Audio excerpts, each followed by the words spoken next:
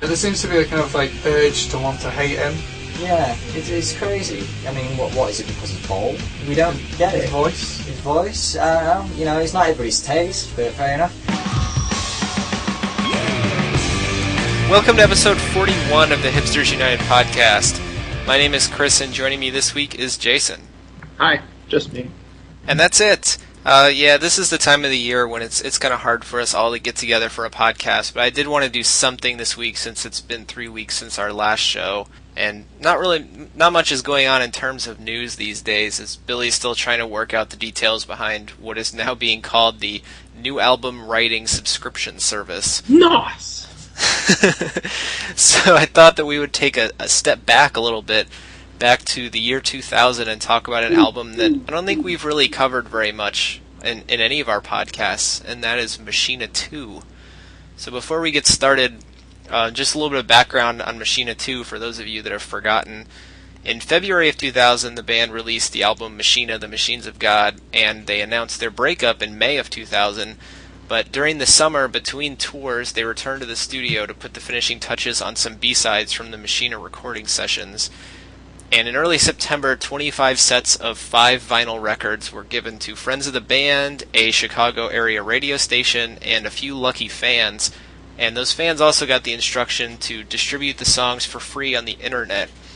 And the release itself consisted of a double vinyl album of 14 songs and 3 10-inch EPs, 2 of which had 4 songs and 1 of which had 3 songs. And information later emerged that the Pumpkins had approached Virgin Records, who was their label at the time, with the music for a standard release, but Virgin didn't want to incur the expense of releasing and promoting the material, probably because of disappointing sales of Machina, the Machines of God. And Pumpkins fans recognized some of the songs from the previous year's Arising tour, and there were also a number of alternate versions of songs that had been released on Machina I. So I guess let's start off with our personal highlights. What were your favorite tracks from Machina II, Jason? Oh gosh, I don't get to give any personal background. I guess I can. What are you gonna? Sure. Are you gonna stop me? No, I don't know. This is a time period when I personally was possibly paying more attention to the band than at any other time. I actually saw quite a few shows on this tour, and personally knew one of the fans who got this, got a vinyl version of Machina II, so, and also the band had gotten an earlier cassette of some of the songs in different form, and I had seen the band on the Rising tour, so I think for a long time I was really close to this record, and it was hard to hear it in some ways. Do you know what I'm talking about? Sure, I can definitely relate to that being a time you were paying a lot of attention to the band. I was too. I think that summer, while they were, I guess, putting the finishing touches on Machina II, was probably my most active trading period when I traded live recordings. I remember getting a lot of that spring Machina tour, so I was also paying very close attention to what was going on. Yeah, I taped a lot of that tour. You may have been trading for my recordings. Okay, so with that said, it's been a long time. I tried to go back and listen to some of the record today to prepare for the podcast. Try to approach it with, I don't know, more of an open mind. I've actually historically, and this will sound odd given what I just said, but I'm usually kind of talked this record down. Like, I don't think it's... I think it is among Billy's worst albums. And I say that, and I still think it's a pretty good album. You know what I mean? Love Billy, love the Pumpkins. Just talking relatively. I don't think this is one of the better efforts at all. The 2 LP, what I consider to be the album, is the double long player and not the EPs. You know what I mean? Right. I don't know. I don't think it's very good. I don't think the songs are very good.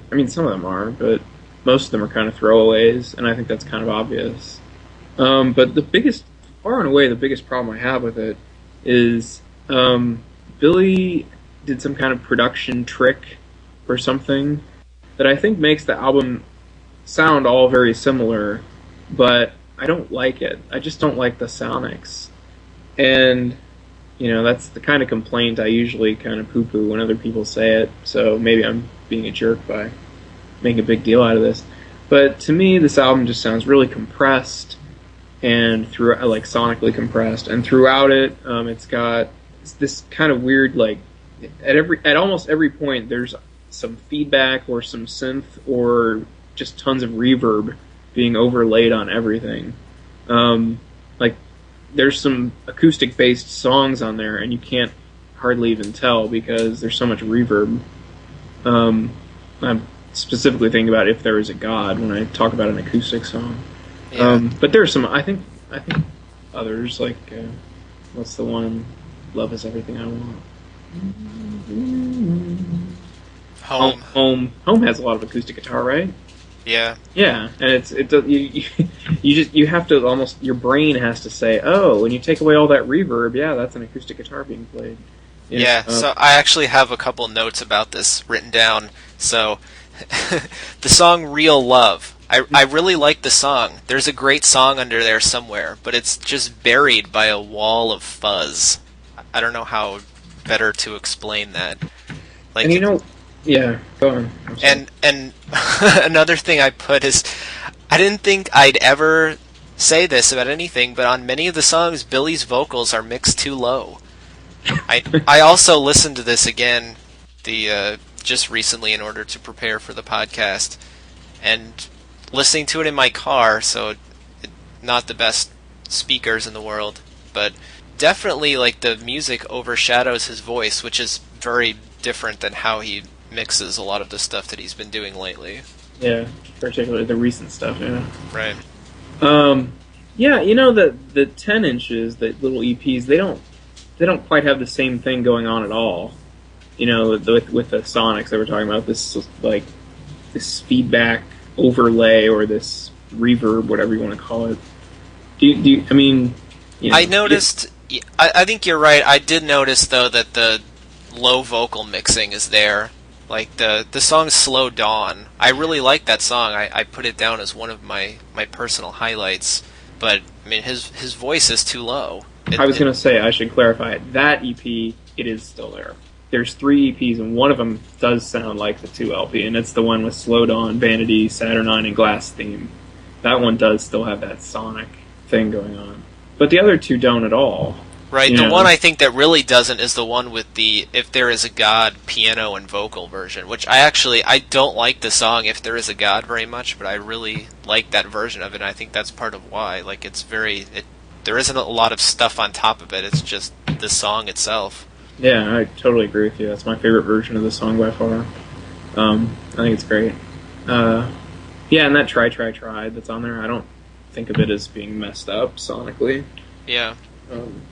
So, what is so weird to me about this complaint is that when you read some of the more negative reviews of Machina 1, and I'm particularly thinking of Pitchfork's review of Machina 1, the biggest complaint is the production. They said something like, he's trying to make the guitars sound like synthesizers and the synthesizers sound like guitars. Like, that's their complaint about Machina 1, right? Right.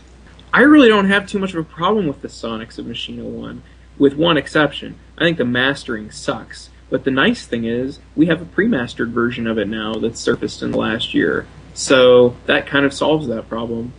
And I think sonically Machina 1 sounds great compared to Machina 2. Machina 2, like I said, it's so compressed. I don't know how to explain compression to someone who doesn't quite understand what I'm saying by that, but it's hard without seeing the waveforms. Things just sound smaller. Drums don't sound as big or natural. I don't know, just guitars sound almost higher pitched, I don't know. But anyway, so I have this huge sonic issue with Machina 2, and I don't really have much of one with Machina 1 once you get the pre-mastered version of it. So the idea that Pitchfork would have totally slammed Machina 1 largely on the way that it sounds, because the review, the big complaint was the sonics, and then to come back and they praise Machina 2 as being whatever, tight or focused or cohesive or whatever they said about it, I just find that bizarre. Machina 2 to me is such a weird sounding record. Yeah, and I think that part of it is this sense of, I mean, it was released on vinyl. Clearly, Billy wanted it to sound like it does. I don't think you can say that it was some sort of error on his part, that he accidentally did what he did. I mean, clearly, he released it on vinyl. He wanted it to sound like it did. Yes. He wanted it to sound like the vinyl. He wanted it to sound analog. It just, and in some ways, I think he may have even been a little ahead of his time, because if you go and listen to like the record by The Strokes that came out, I think the year after, they had that same kind of fuzzy, the Strokes record is really sound. Compressed. Yeah, I mean, I don't know if they had so much reverb, but it definitely has a compressed sound to it. That's a good comparison point. I hadn't thought of that. So Billy was a trailblazer in some ways. Oh, always. But I can definitely agree. Like, the sound is very, very different, and very different from Machina 1. But back to that Pitchfork review that you just mentioned, not very many places gave Machina 2 a write-up, but those few that did had generally positive things to say about it. Pitchfork gave it a 7.7, and while the review was filled with the usual jabs at Billy's public persona and backhanded compliments, it also was highly complimentary of the music. One favorite line of mine from their review is, "Vanity and Home are simply gorgeous, songs only the old pumpkins could have made." At the same time, acknowledging the quality of the music and trashing the incarnation of the band that released it, keeping in mind that these were the same members of the band that recorded that were the old Pumpkins. So, not really sure what they were going for there, but both Pitchfork and the Onion's AV Club claimed that Machina 2 was or could have been better than Machina, and the AV Club went as far as to say that Machina 2 was far more cohesive than Melancholy and the Infinite Sadness. So this got me thinking a little bit. Are the surprisingly positive reviews due to the fact that the album was given away for free, perhaps? Or was Machina 2 truly superior to Machina in some way? I know that I don't think either of us believe that it was, but do the reviewers have anything going for them here? Well, I guess one first thing I could talk about is this notion that there was the old Pumpkins and the new Pumpkins even then. For our audience, these are reviews that were written in 2000. So this is pre-original breakup of the band, and people are already referring to an old Pumpkins. And by that, I think they clearly mean the pre-Adore Pumpkins. Right. You know, like the pre-Jimmy Chamberlain heroin episode Pumpkins, something like that. You know what I mean? Mm-hmm. There was this perception, and there is still, that, you know, Billy went heavy metal, he went goth, he went something, you know what I mean? He went out of his mind, he became Nosferatu or something, you know, and I have no idea how to pronounce that. Maybe it's Nosferatu. Right, but like that's the new Pumpkins that they're referring to in this situation, right? The new Pumpkins wear dresses on stage and are very goth. Yeah, well, I don't know if they're very goth, but they're dark. Yeah, so that's what they're talking about there, and you know, but they were playing characters. Machina is a concept album about the public persona of the band. They were mocking how they were viewed. They were playing another band called the Machines of God, and the Machines of God, the whole idea was that they are what the Smashing Pumpkins are perceived to be by the media and by the public. Right. So the joke is on the reviewers, you know? Once again, they look stupid. In the same ways that reviews of Melancholy and Infinite Sadness that said Billy Corgan needs to grow up, those reviews are stupid, because Melancholy and Infinite Sadness is a concept album about being a teenager. So he wrote songs like from the perspective of a teenager, and then Pitchfork comes along and says the lyrics sound like they're out of a 6th grade poetry book. Well, yes. And then they come along for Machina and do an album that and actually adopt this like persona of, you know, this is what you think we are, taken to this weird extreme, right? And then people come out and say, well, the old Pumpkins were better. Well, that was the real Pumpkins that were better. The new Pumpkins are not really the Pumpkins. They're the Machines of God. I mean, you know, it's like, it's so... Because people don't get Billy, and they don't get him because they are determined to think they're better than him and he's stupid, and that they're the rock critics, like, judging him. You know? I mean, if you're convinced that someone is stupid, you actually are able, I'm just talking generally now, if you're totally convinced that someone is stupid, you interpret everything they do as being stupid. Oh, yeah. Even if they're actually really smart and you don't get it, you still, like, go on, you actually don't get it. You still believe you get it, though. People who don't get it don't know that they don't get it, you know? So, basically, these reviews are by people who don't get it and who think they're smarter than Billy Corgan, but they're really not, and they really didn't get it. So, I mean, one way to read the reviews of Machina II is as a validation of Machina. Because if Machina really sucked, wouldn't its outtakes be worse? I mean, that's just kind of logical.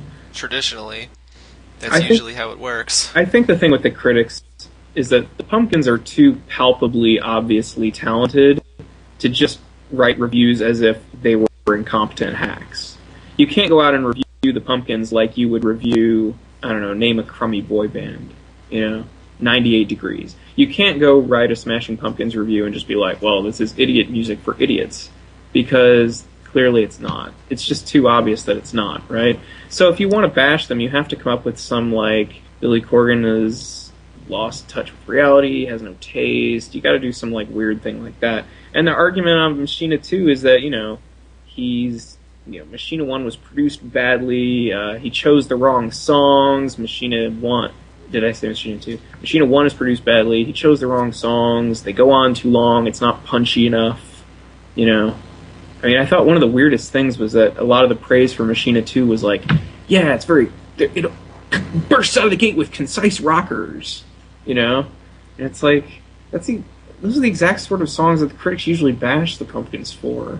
And it's not even true. Like, I also just listened to Machina, and I'm sorry, but The Everlasting Gaze is a much better album opener than Glass's Theme, and I think that the version of Glass's Theme on there is actually pretty good. But I think Everlasting Gaze was definitely the right choice. I mean, if you just look at the beginning of both albums, I don't think that you can honestly say that Billy made the wrong decision in picking the songs for Machina 1. The songs are much more interesting, and I mean, Stand Inside Your Love is one of my all-time favorite Pumpkin singles of all the singles. I don't think you can say that, Cash Car Star or Dross is better than Stand Inside Your Love and should have been on Machina. Yeah, there's no way in hell. There's no way in hell.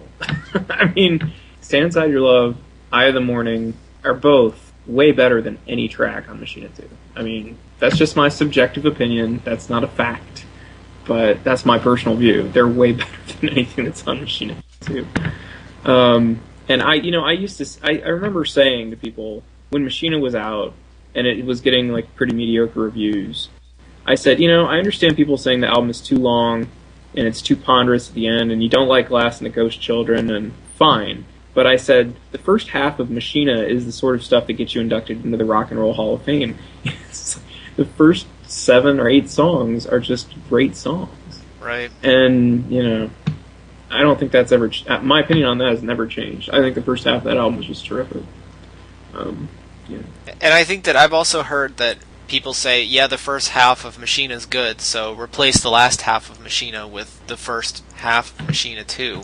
But that defeats the purpose of the concept album. Like, it just doesn't work anymore. One of the things that some of the reviewers said was that, Machina 2, I think Pitchfork was the one that said it, that Machina 2 isn't really tracked to be listened to sequentially, it's just kind of a collection of songs, which it is. I mean, it's a B-side record, like Pisces Iscariot.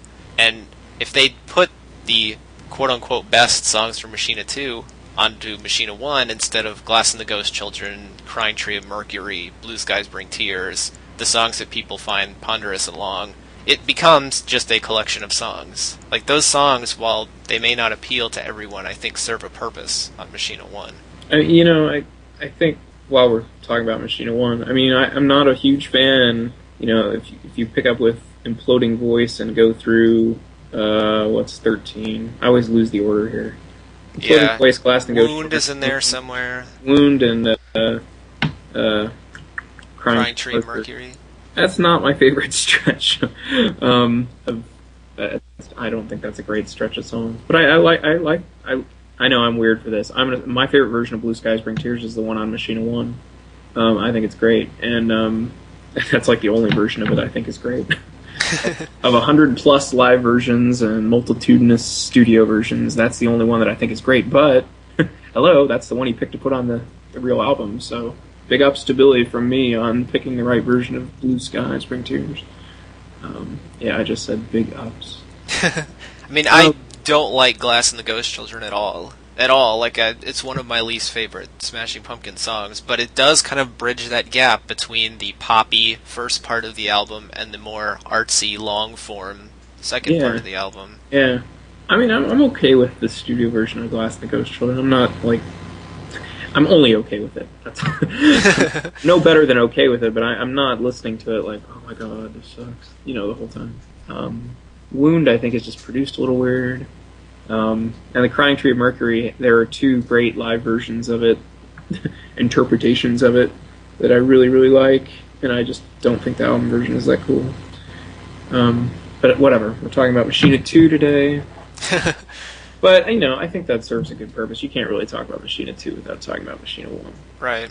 And, especially where these reviews are concerned, because all 2 or 3 of them that existed pretty much compared Machina 2 favorably to Machina 1. Yeah, I know. It's unfortunate that you and I both agree on this. We don't have anyone on this week that would disagree. Yeah.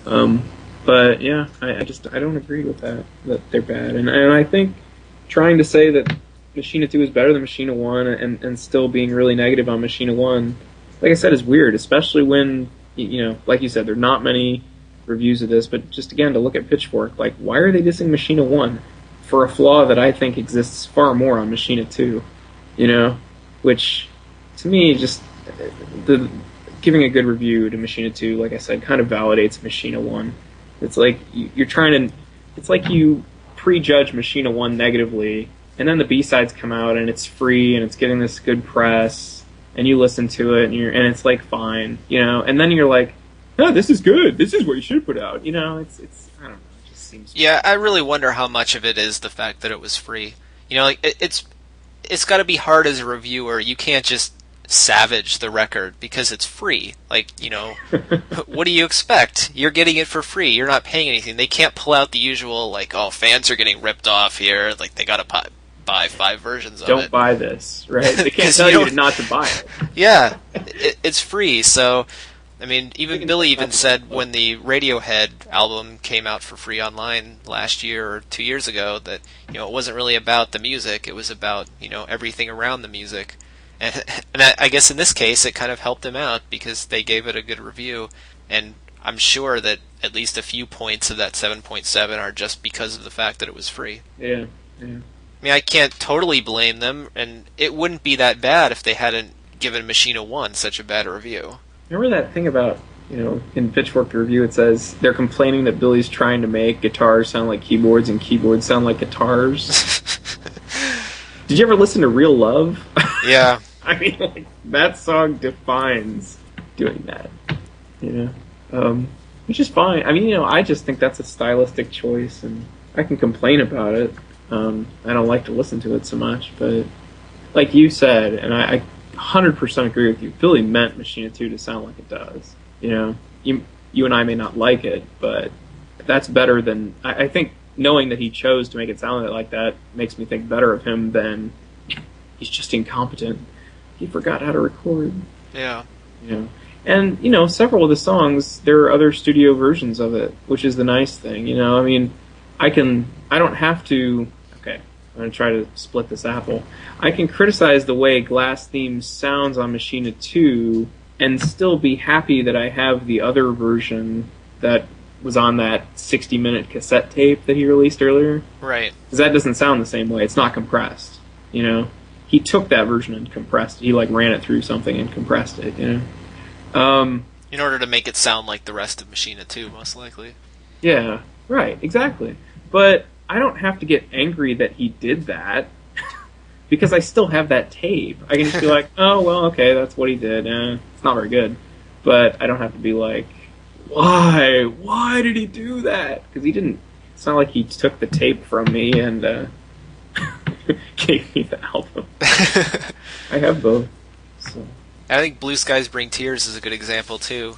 Like you said, there's tons of versions of that song. There's the version from Machina, the version from Machina II, which is labeled as the electric version, I believe. Yeah. There's a version on the Machina acoustic demos that leaked online for fans, and I think that's probably my favorite version of Blue Skies Bring Tears. But that's the beauty of it. There's many different versions of that song.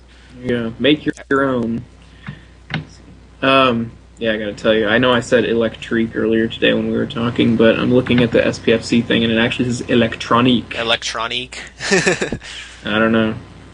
That could be, that might, who knows? Who knows what's right, I don't know.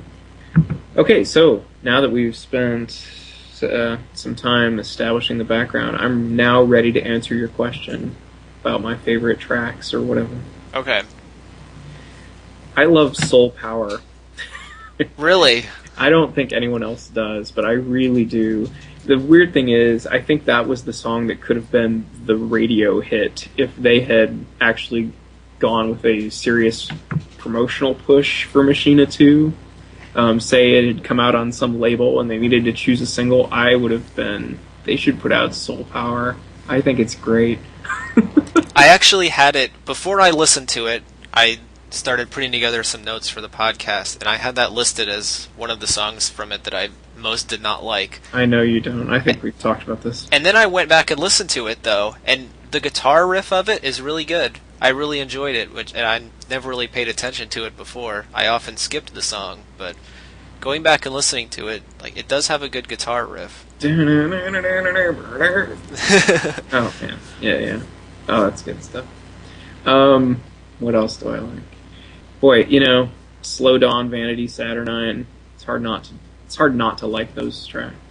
Yeah. Vanity is probably the best, but I don't know. I mean, it's like I like them, but I don't love them, so I probably shouldn't list them as favorites. The Speed Kills version is really good. It's so classic Pumpkins. It sort of it hits those neuroreceptors for the Siamese Dream Melancholy days. And I think this version of Speed Kills was the one closest to what they performed on this most recent tour. Yeah, that's right. So, hard not to put in some kind of vote for that. You mentioned If There Is a God piano version. That's a great song. Oh, gosh. Boy, it's hard for me to say I love anything from the double LP, sadly. I really don't.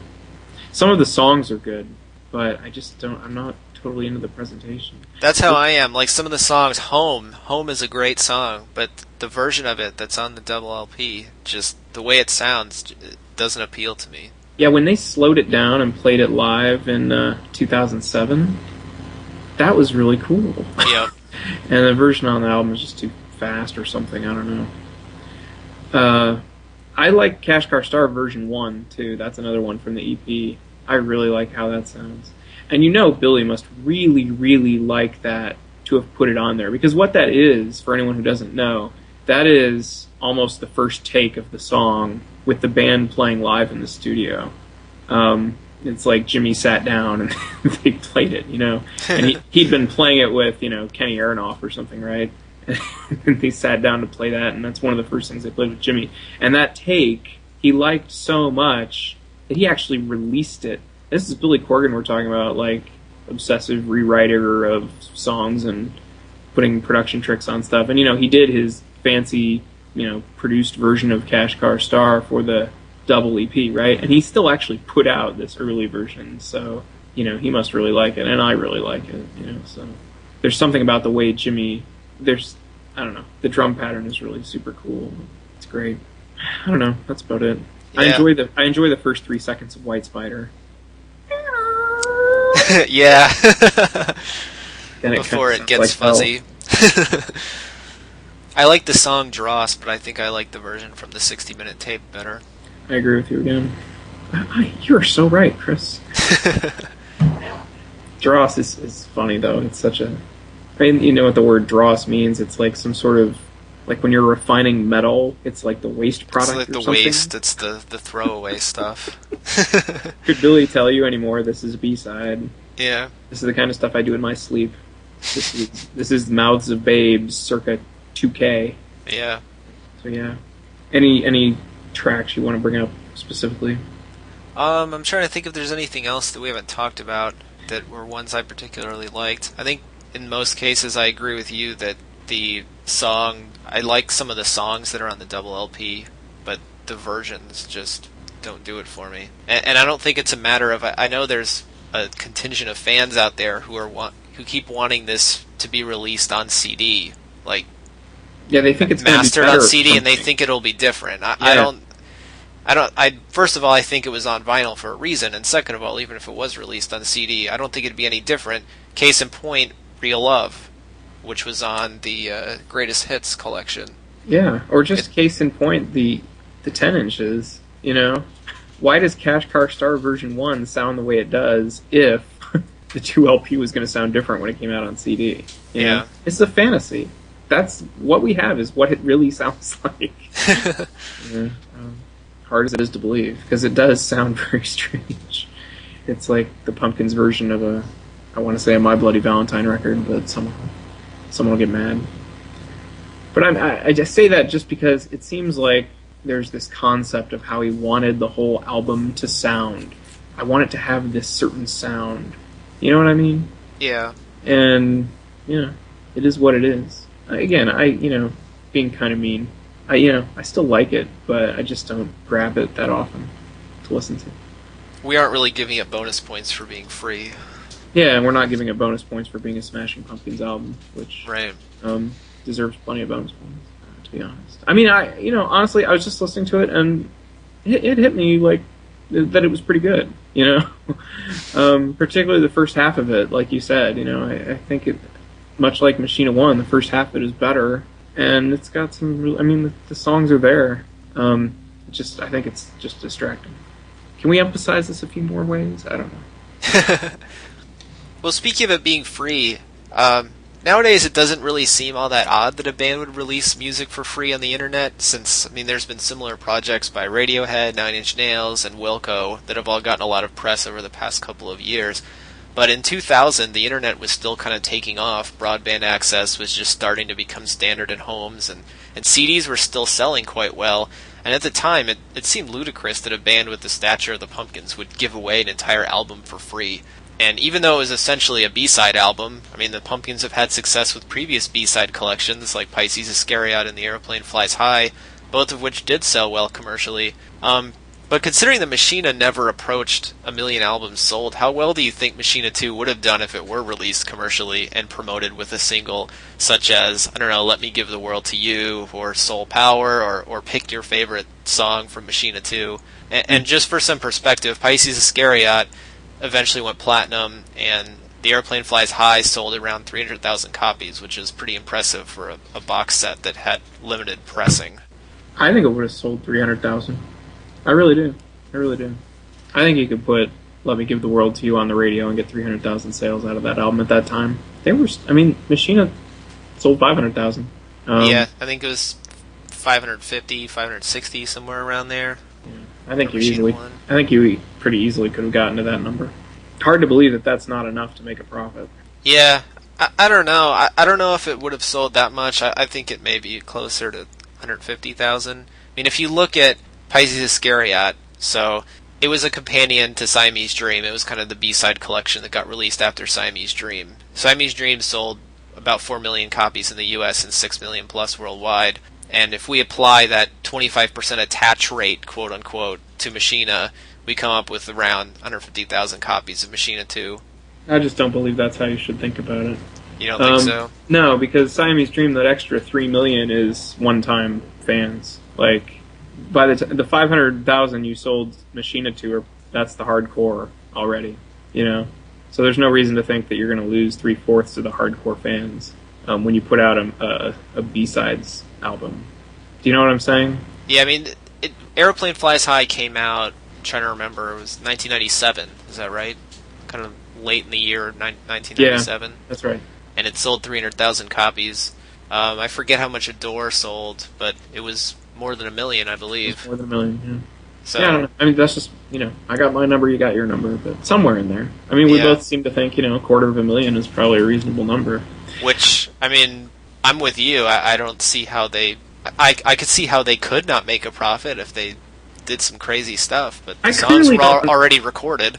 I clearly don't understand how the record industry operates. Like, what promotional expenses do you have to incur? It doesn't seem that you have to do anything.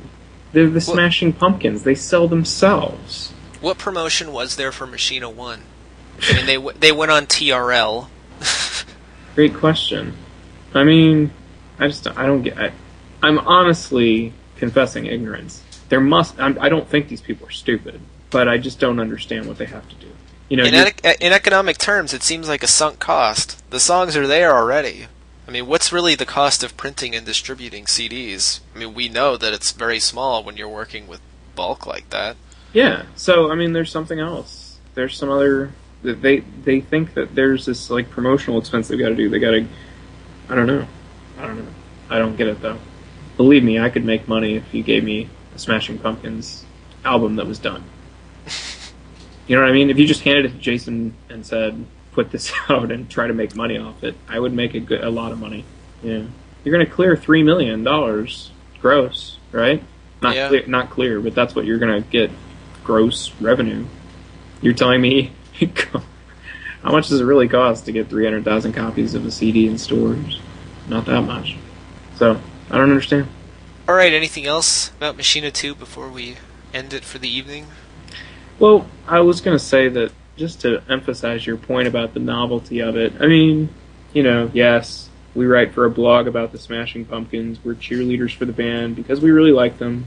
It really was the way Chris says it was. The news item about the album being released for free ran on the Drudge Report, and Matt Drudge knows news. It was a novel thing at the time. It was shocking.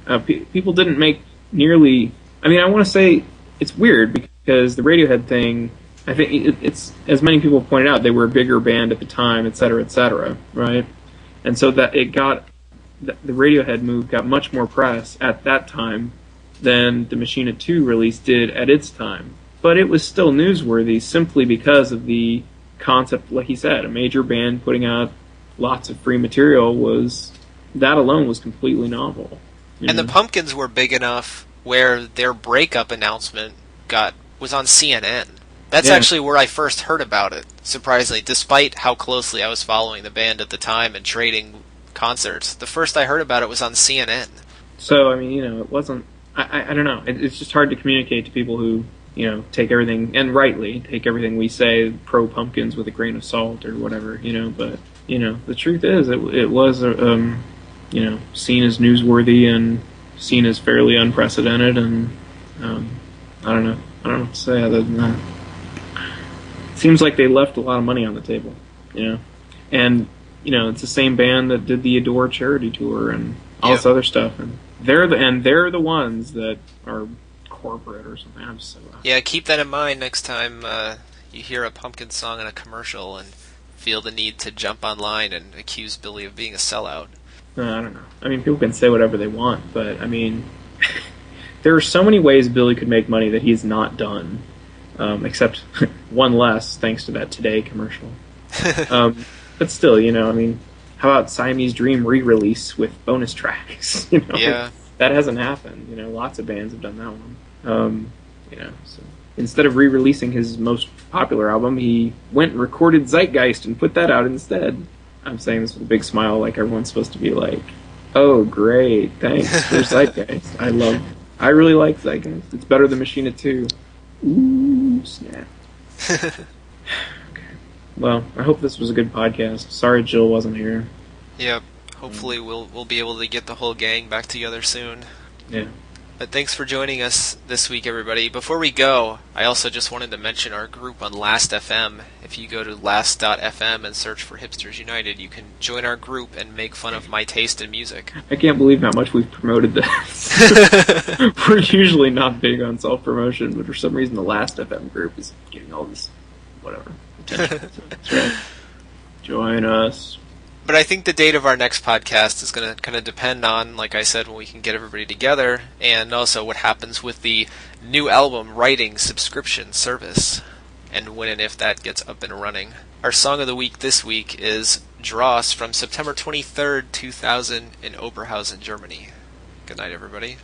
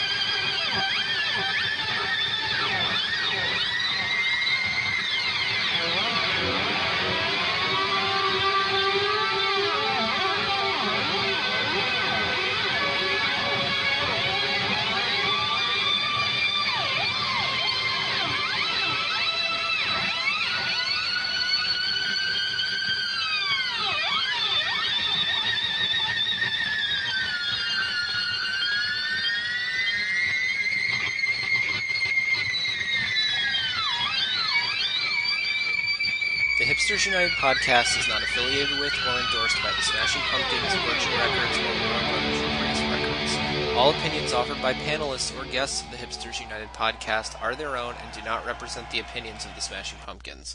All audio during the show is licensed for non-profit use per the terms and conditions on the Live Music Archive at archive.org. Intro music is from the Machina II album released for free download on the internet by the Smashing Pumpkins in September of 2000.